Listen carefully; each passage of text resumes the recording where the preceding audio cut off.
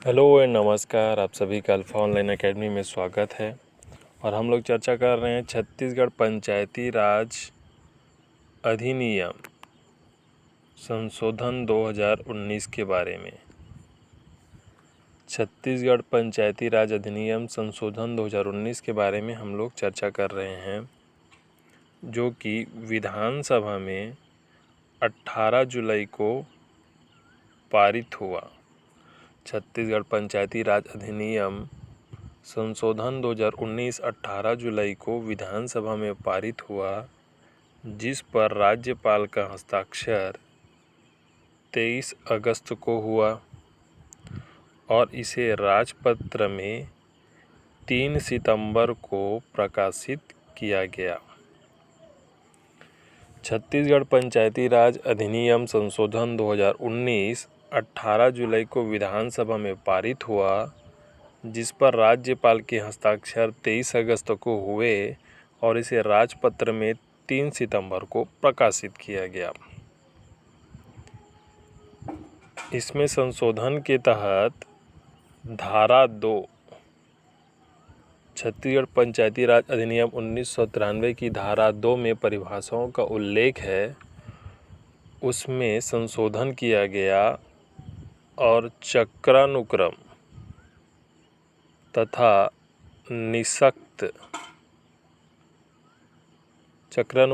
निःशक्त जन से संबंधित परिभाषाओं में संशोधन किया गया। चक्रानुक्रम पंचायती राज में एक चक्रानुक्रम में 2 कार्यकाल आते हैं। पंचायती राज के अंतर्गत एक चक्रानुक्रम में 2 कार्यकाल आते हैं।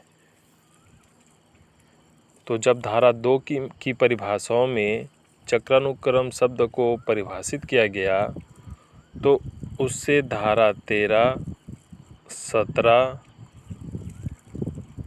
23, 25, 30 तथा 32 जितने भी उससे संबंधित धाराएं हैं, उनमें परिवर्तन देखने को मिला। चक्रानुक्रम की परिभाषा में परिवर्तन से या उनके इस अधिनियम में जुड़ने से धारा 13, 17, 23, 25, 30 तथा 32 में परिवर्तन देखने को मिला। इसी प्रकार से जब निःशक्त जन को परिभाषित किया गया, तो निःशक्त जन से संबंधित जो धाराएं हैं, जैसे कि धारा 13, 22 तथा 29, इनमें हमें परिवर्तन देखने को मिला। तो जब धारा 2 में चक्रानुक्रम एवं निःशक्त जन से संबंधित परिभाषाओं में संशोधन किया गया, तो 13, 17, 23, 25, 30, 32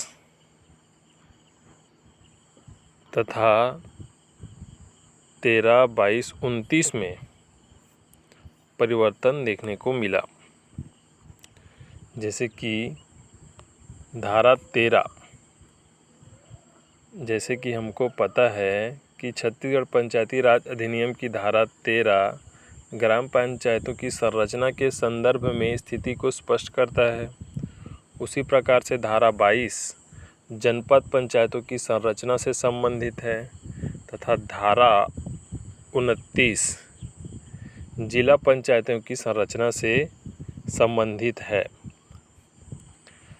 तो धारा 13 क्या कहता है? छत्तीसगढ़ पंचायती राज अधिनियम 2019 संशोधन के प्रावधानों के तहत धारा 13 क्या कहता है? तो धारा 13 यह बताता है कि ग्राम पंचायत से या ग्राम पंचायत में एक निःशक्त जन का मनोनयन किया जाता है।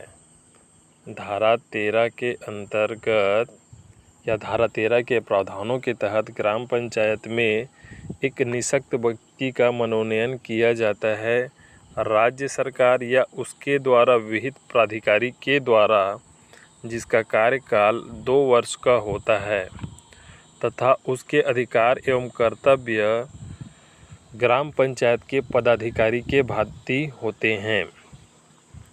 जो ग्राम पंचायतों की बैठकों में भाग ले सकता है वह बोल सकता है, लेकिन उसमें मतदान नहीं कर सकता। मतदान नहीं कर सकता। धारा 13, जब चक्रानुक्रम की परिभाषा को छत्तीसगढ़ पंचायती राज अधिनियम 2019 के संशोधन के तहत जोड़ा गया या चक्रानुक्रम से संबंधित परिभाषाओं में संशोधन किया गया, तो धारा 13 में क्या स्थिति स्पष्ट हुई कि ग्राम पंचायत में एक निःशक्त व्यक्ति का मनोनयन राज्य सरकार या विहित प्राधिकारी के द्वारा किया जाएगा, जिसका कार्यकाल 2 वर्ष का होगा तथा जिसके अधिकार एवं कर्तव्य अन्य पदाधिकारियों की भांति होंगे। जो ग्राम पंचायत की बैठकों में भाग ले सकता है, बोल सकता है, लेकिन मतदान नहीं कर सकता है। इसी प्रकार से धारा 22, जो कि जनपद पंचायत की संरचना के संदर्भ में है, तो जनपद पंचायत के अंतर्गत धारा 22 में जनपद पंचायत के अंतर्गत राज्य सरकार या विहित प्राधिकारी द्वारा 2 निःशक्त व्यक्तियों की जनपद पंचायत में मनोनयन किया जाता है।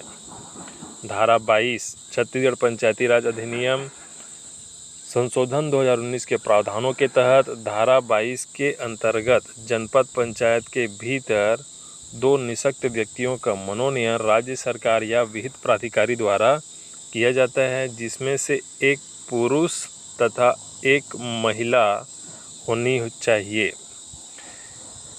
इन मनोनीत पदाधिकारियों के अधिकार एवं कर्तव्य जनपद पंचायत के अन्य पदाधिकारियों के भांति होंगे तथा जनपद पंचायत की बैठकों में यह भाग ले सकते हैं, बोल सकते हैं, लेकिन मतदान नहीं कर सकते हैं और इनका कार्यकाल 2 वर्ष का होता है।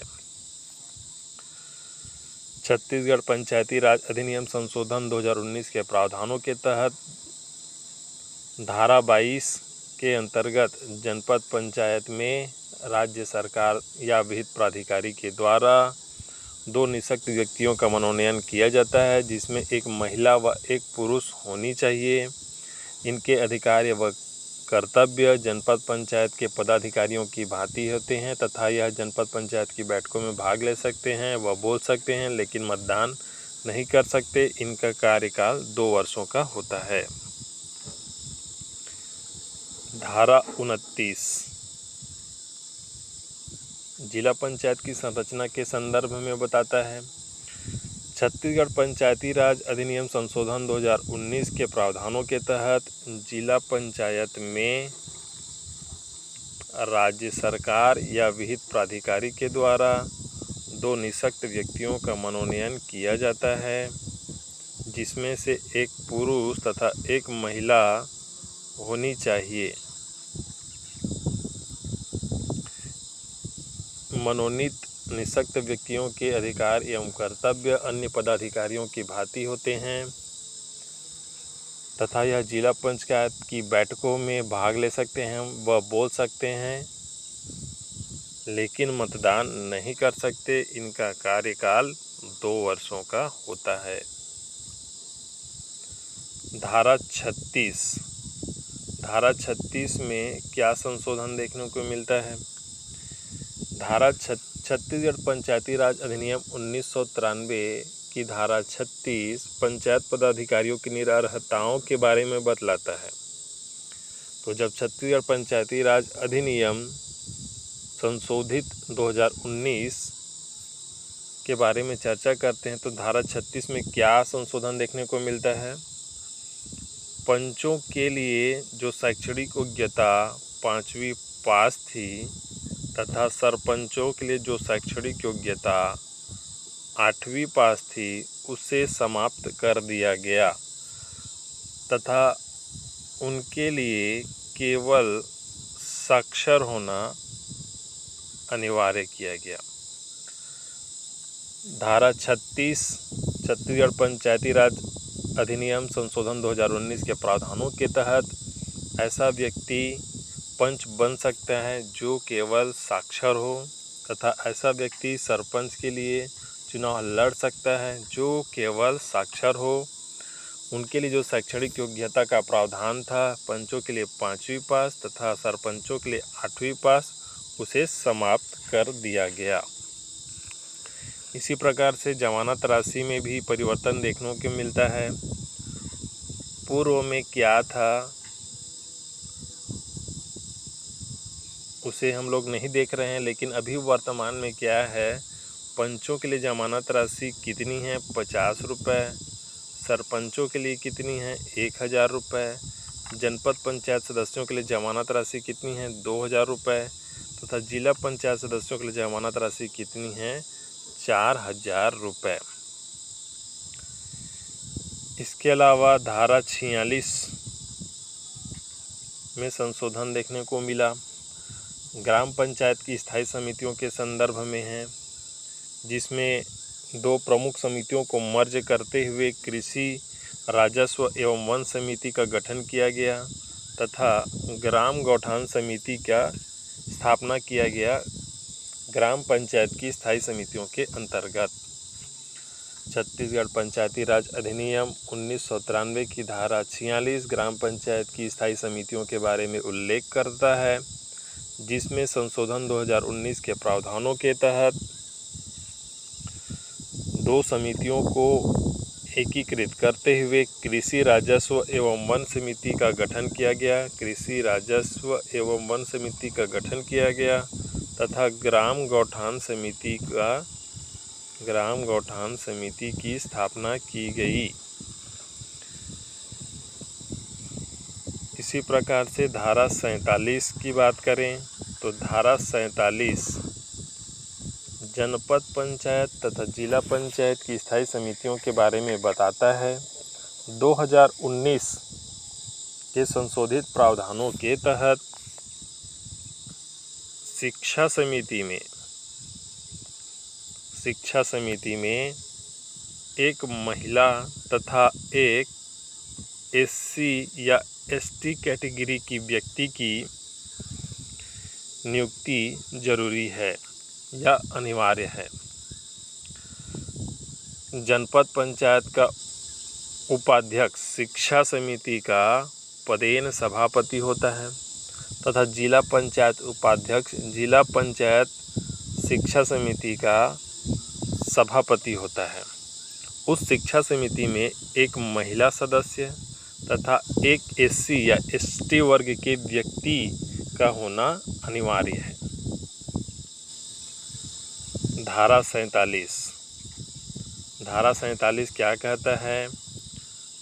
धारा 47 जनपद पंचायत तथा जिला पंचायत की स्थायी समितियों के बारे में बताता है। जनपद पंचायत का उपाध्यक्ष जनपद पंचायत की स्थायी शिक्षक समिति का सभापति होता है तथा जिला पंचायत का उपाध्यक्ष जिला पंचायत की स्थायी शिक्षा समिति का सभापति होता है। इस शिक्षा समिति में जनपद पंचायत की शिक्षा समिति में एक महिला तथा एक एससी या एसटी कैटेगरी के व्यक्ति का होना अनिवार्य है। उसी प्रकार से जिला पंचायत की स्थायी शिक्षा समिति में एक महिला तथा एक एससी या एसटी कैटेगरी के व्यक्ति का होना अनिवार्य है। मानदेय के बारे में बात करें तो इसमें अलग अलग समय पर अलग अलग मानदेय दिया जाता था। वर्तमान में बात करें तो पंचों के लिए मानदेय 500 रुपये, सरपंचों के लिए मानदेय 4000 रुपये है। इसी प्रकार से हम जनपद पंचायत के सदस्य के मानदेय के बारे में बात करें तो 5000 रुपये, जनपद पंचायत उपाध्यक्ष का मानदेय 6000 रुपये तथा जनपद पंचायत अध्यक्ष का मानदेय 10,000 रुपये है। जिला पंचायत सदस्य का मानदेय 10,000 रुपये, जिला पंचायत उपाध्यक्ष का मानदेय 15,000 रुपये तथा जिला पंचायत अध्यक्ष का मानदेय 25,000 रुपये है। पंच का मानदेय 500 रुपये, सरपंच का मानदेय 4,000 रुपये, जनपद पंचायत सदस्य 5,000 रुपये, उपाध्यक्ष 6,000 रुपये तथा अध्यक्ष 10,000 रुपये है। इसी प्रकार से जिला पंचायत सदस्य का मानदेय 10,000 रुपये, उपाध्यक्ष 15,000 रुपये तथा अध्यक्ष का मानदेय 25,000 रुपये है। पंचायत विकास निधि के बारे में बात करें। पंचायत विकास निधि के बारे में बात करें तो सरपंच को ग्राम पंचायत के विकास कार्यों के लिए 50 लाख रुपए तक की राशि पंचायत विकास निधि के तहत प्रदान किया जाता है। पंचायत विकास निधि के अंतर्गत ग्राम पंचायत को विकास कार्यों के लिए या सरपंच को विकास कार्यों के लिए 50 लाख रुपयों तक की स्वीकृति दी जाती है। इसके अतिरिक्त जनपद स्तर पर बात करें तो पंचायत विकास निधि से जनपद पंचायत सदस्य को 2 लाख रुपए, जनपद पंचायत उपाध्यक्ष को 3 लाख रुपए तथा जनपद पंचायत अध्यक्ष को 5 लाख रुपए पंचायत विकास निधि से प्रदान किए जाते हैं। इसी प्रकार से जिला पंचायत विकास निधि से या पंचायत विकास निधि से जिला पंचायत के सदस्यों को 4 लाख रुपए, जिला पंचायत उपाध्यक्ष को 10 लाख रुपए तथा जिला पंचायत अध्यक्ष को 15 लाख रुपए विकास निधि से प्रदान किए जाते हैं। पंचायत विकास निधि से ग्राम पंचायत के विकासात्मक कार्यों के लिए सरपंच को 50 लाख रुपयों तक की स्वीकृति दी जाती है। जनपद पंचायत सदस्य को 2 लाख रुपए, उपाध्यक्ष को 3 लाख रुपए तथा अध्यक्ष को 5 लाख रुपए दिया जाता है तथा इसी प्रकार से जिला पंचायत में जिला पंचायत सदस्यों को 4 लाख रुपए, जिला पंचायत उपाध्यक्ष को 10 लाख रुपए तथा जिला पंचायत अध्यक्ष को 15 लाख रुपए दिया जाता है। चुनाव चिन्ह। चुनाव चिन्हों का निर्धारण राज्य निर्वाचन आयोग करता है, जिसका आवंटन आपका रिटर्निंग ऑफिसर द्वारा किया जाता है। चुनाव चिन्ह का निर्धारण राज्य निर्वाचन आयोग करता है, जिसका आवंटन रिटर्निंग ऑफिसर द्वारा किया जाता है। चुनाव के दौरान, पंचायत के चुनाव के दौरान यदि चुनाव चिन्हों के आवंटन पर भेदभाव किया गया हो या गलत तरीके से चुनाव चिन्ह का वितरण किया गया हो तो संबंधित प्रत्याशी द्वारा उसकी जांच हेतु पुनरीक्षण अधिकारी से अपील किया जा सकता है। जैसे कि ग्राम पंचायत के मामलों में जिला निर्वाचन अधिकारी से अपील कर सकते हैं, जनपद पंचायत के मामलों में संभागीय आयुक्त से अपील कर सकते हैं तथा जिला पंचायत के मामलों में राज्य निर्वाचन आयोग से अपील कर सकते हैं। ग्राम पंचायत के मामलों में जिला निर्वाचन अधिकारी, जनपद पंचायत के मामलों में संभागीय आयुक्त तथा जिला पंचायत के मामलों में राज्य निर्वाचन आयोग से अपील कर सकते हैं। तो यह थे आपका छत्तीसगढ़ पंचायती राज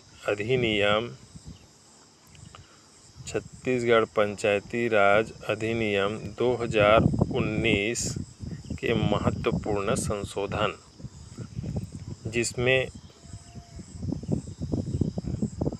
आपका धारा 2 के अंतर्गत चक्रानुक्रम व निःशक्त व्यक्तियों से संबंधित परिभाषाओं में संशोधन देखने को मिला।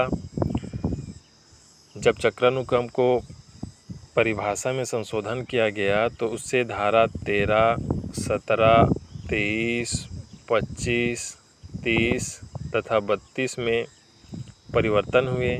उसी प्रकार से निःशक्त व्यक्तियों की परिभाषा में संशोधन से आपका 13, 22 तथा 29 में परिवर्तन देखने को मिला।